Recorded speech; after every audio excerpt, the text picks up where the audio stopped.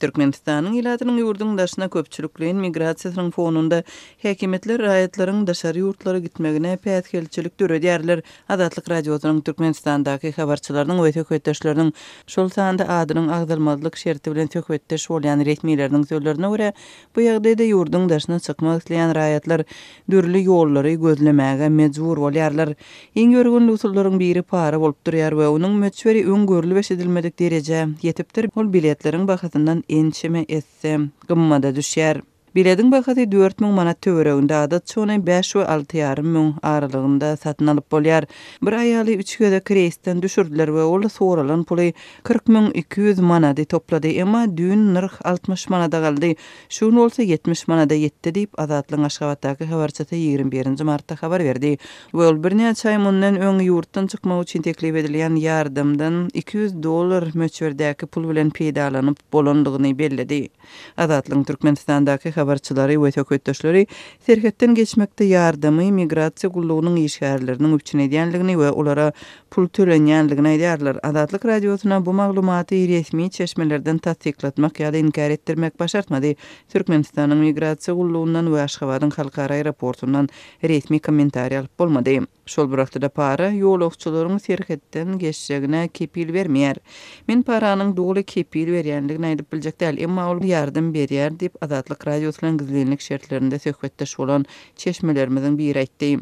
Bellemeli ýeri Türkmenistanyň raýatlary ähli dokumentleriniň düzüw ýagdaýynda ýurtdan çykmakda kynçylyk bilen ýüzböz bolýarlar. Türkmenistanyň häkimetleri ýurdun daşyna gidýän raýatlaryň uçurdan düşürilmegine degişli ýagdaýlary açyk agzamaýarlar. 6 martda Türkmenistanyň migrasiýa gullugynyň ýol başçysy prezidentiň käýinjine eýe boldy. Resmi maglumatlarda onuň wezipä borçlaryny kadaly ýerine ýetirmänliginiň we işte goýberen kemçilikleriniň oňa sebäp bolandygy aýdyldy, emma jekmejek maglumat berilmedi. Mundan öň Aşgabatyň halkara aeroportunda uçura minmäge ýardym bermek teklibi bilen ýolagçylary aldap ellerinden puluny we dokumentlaryny alyp gitmek bilen meşgullanýan talaňçy toporlaryň hereket edýänligi habar berilipdi. Geçen ýylyň Tomsonda bolan bu wakalarda ýurtdan çykmak üçin $1.000 bermäge taýýar adamlaryň az dälligi ma'lum bolupdy. Adatlyk radiosynyň Aşgabatdaky habarçylarynyň sözlerine görä, soňky günlerde Türkiýe barýan uçurlardan ýolagçylaryň düşürilýän halatlary köpelipdir. Soňky 3 hepdede reislerden köpçülikliň düşürdiler. Paranyň möçberi de adamlaryň ýurtdan köpçülikliň gidýänligi sebäplerdir. Türkiýe barýan uçurlardan reis türkmenlerinki ýa-da türklerinki bolsun migrasiýa gözekçiliginden geçmek üçin has uly möçberde para soralýar diýip habarçymyz aýtdy.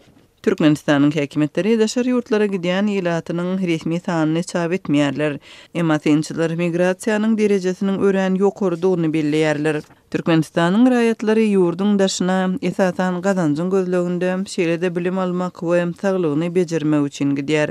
Soňky ýylyň dowamında Türkiýe barýan ýolagçylaryň köpçülikliň uçurdan düşürilmegine degişli onlarça waka Azatlyk radiosyna ma'lum boldy. Aşgabatyň halkara aeroportunda bolan ýagdaýlaryň birinde ýolagçylar protest bildirdiler. 2018-nji ýylyň baharynda ýurdun ýaş raýatlary ýurtdan çykmak päsgelçiligi bilen ýüzböz boldular. Migrasiýa şäherleri gadaňçylyklar barada raýatlara adatça diňe olaryň uşak wagty dilden habar berýärler we onuň sebäbini düşündirmeýärler.